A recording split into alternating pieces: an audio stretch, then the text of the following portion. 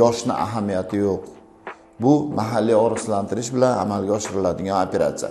Vertebra plastika operatsiyasi bu umurtqa suyagining tanasini yemirilishlari, gemangiomalari, patologik siniqlarida shu joyni o'ziga S-duga rengen moslamasi kuzatuvi ostida maxsus shprits bilan sement jo'natib, shu bo'shliqni to'ldirib, suyaklarni bir-biriga yaxshi biriktirib qo'yish bilan amalga oshiriladigan operatsiya hisoblanadi. Andijon shahar Yusuf Otabekov nomli ko'cha 11-uyda joylashgan Najot klinikasida shu operatsiyalarni muvaffaqiyatli bajarmoqdamiz. Yoshni ahamiyati yo'q. Bu mahalliy og'riqlantirish bilan amalga oshiriladigan operatsiya. Yaqinda mana yuragida 2ta parogi bor bemorni muvaffaqiyatli shu operatsiyani o'tkazdik. Bemor ertasi kuni uyiga javob berdik, soppa-sog' holatda ketdi. Og'riqlardan forig' bo'ldi.